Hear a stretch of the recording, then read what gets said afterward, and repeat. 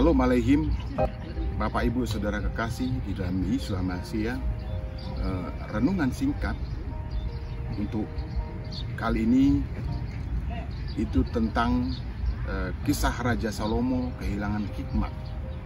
Nah, itu saya beri judul Cinta dan Hikmat. Teksnya dari kitab 1 Raja-Raja pasal yang ke-11 ayatnya yang pertama sampai dengan ayat 13 ya. Di sana dikisahkan pada ayat 1 sampai dengan ayat 13 secara singkat ya. Ia mencintai perempuan-perempuan Moab, Amon, Edom, Sidon, dan Het. Selanjutnya dikatakan Bapak yang mengatakan jangan bergaul dengan mereka, dan mereka pun jangan bergaul dengan kamu.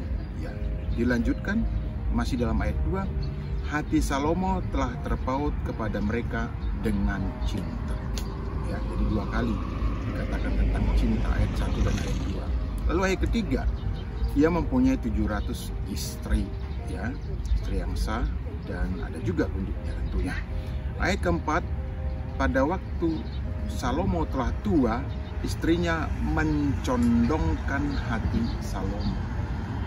Pada waktu Salomo telah tua, istrinya itu mencondongkan hati Salomo. Nah, dikatakan selanjutnya ayat 5, ia mengikuti Asitoret, Milkom, dan Amon. Dilanjutkan lagi ayat 6, dan melakukan yang jahat di mata Tuhan, kata Bapak Yahweh tentunya. Melakukan yang jahat di mata Bapak Yahweh. Ayat 7, mendirikan bukit pengorbanan. Ayat 8, mempersembahkan korban ukupan. Nah, ayat ke-9, Tuhan atau Bapak Yahweh murka pada Salomo yang telah 2 kali menampakkan diri kepadanya. 2 kali. Selain tadi ada perintah, lalu didatangi 2 kali. Ayat ke-11, Tuhan atau Bapa yang menghukum dengan mengoyakkan kerajaannya. Nah, tidak patuh pada perjanjian dan ketetapan, katakan seperti itu. Lalu kemudian ayat ke-12,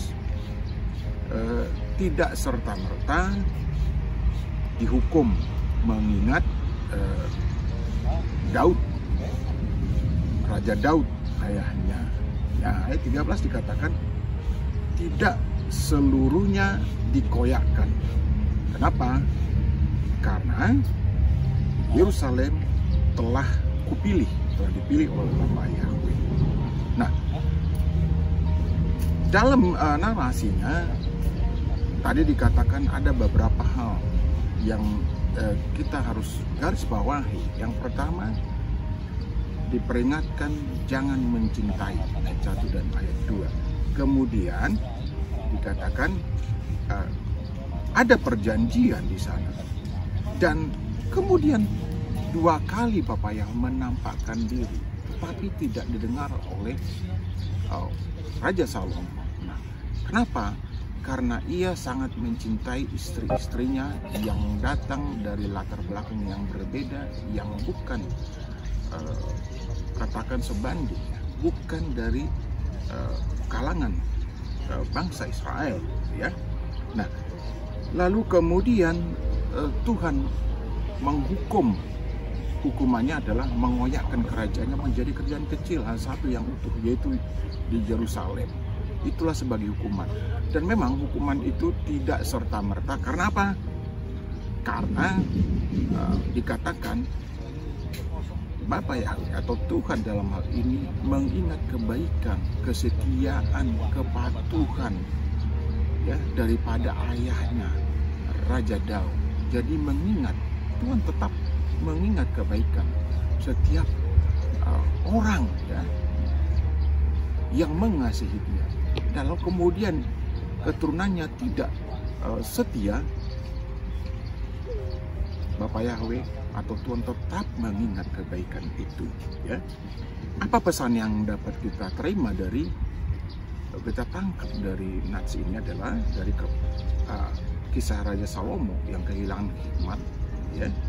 Di bawah judul tadi cinta dan hikmat adalah pertama, cinta ini eros maksudnya, ya, dapat membuat kehilangan hikmat, bahkan kehilangan iman. Yang kedua, mencari pasangan tentu yang seimbang. Tuh, kamu muda ya, perlu diperhatikan juga dan masih relevan sampai dengan sekarang ya. Apa itu?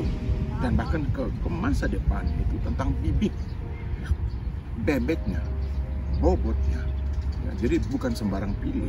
Dan yang terakhir ya adalah sebaliknya, hikmat akan ditambah-tambahkan seiring bertambahnya usia. Ya, di dalam berumah tangga misalnya setelah memilih yang sesuai dengan keinginan Tuhan atau katakan yang sebanding ya. Bila mengikuti ketentuan atau ketetapan Tuhan. Saya ulangi yang ketiga ini ya. Sebaliknya, hikmat akan ditambah-tambahkan seiring bertambahnya usia. Bila mengikuti ketentuan dan ketetapan yang diberikan oleh Tuhan. Artinya, memilih ya, dari kalangan sendiri. Demikian dapat saya bagikan Bapak Ibu Saudaraku pada renungan singkat kali ini. Bapak Yahweh, Besen Yesus Amasia memberkati kita. Amin.